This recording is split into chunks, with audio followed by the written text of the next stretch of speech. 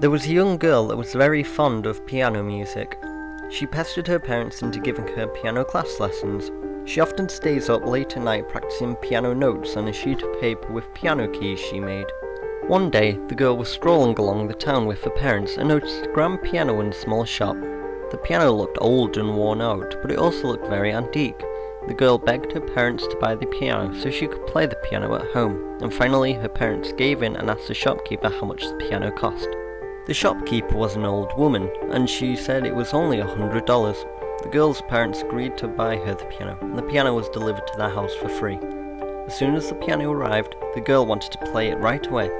Her parents invited their relatives to come and watch her. She sat in front of the piano and started to play, but halfway into her music, she felt a sharp pain in her fingers. It felt like a small jab with a needle. The girl's parents didn't want to disappoint their relatives and ordered the girl to continue playing.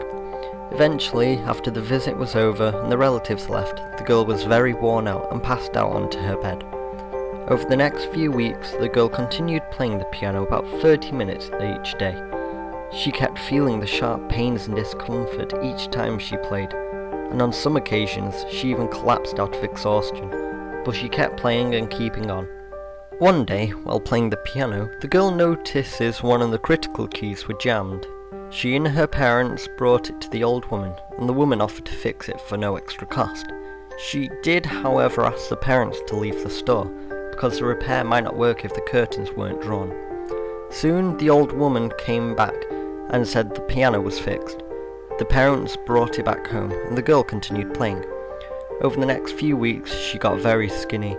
Her arms and body were almost skeletal, and her cheeks were sunken.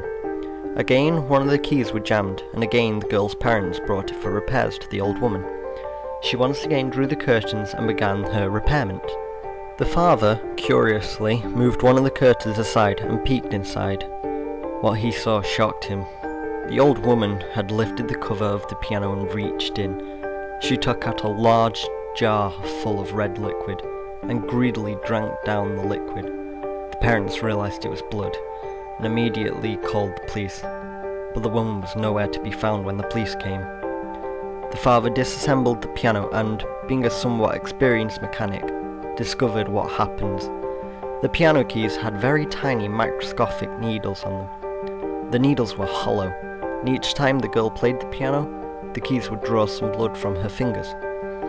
The blood was then drawn through the pipes in a special glass jar that keeps the blood cells alive.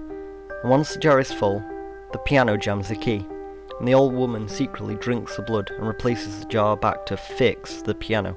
The girl's parents quickly sold the piano online for $50. The girl suffered major blood loss, and the doctors discovered the needles also contained a chemical that weakens the bone marrow's ability to produce blood. The old woman replaces this chemical during each fix, and the chemical is injected into the girl's bloodstream by the same hollow needles. The girl suffered permanent bone damage and died a few days later from an infection. Her weakened bone marrows were unable to produce any more white blood cells to battle the bacteria. The old woman was never found. Police discovered a secret escape door in the store and concluded that the woman ran down there when the girl's father phoned the police and escaped. The girl was buried in the church graveyard in the center of the city.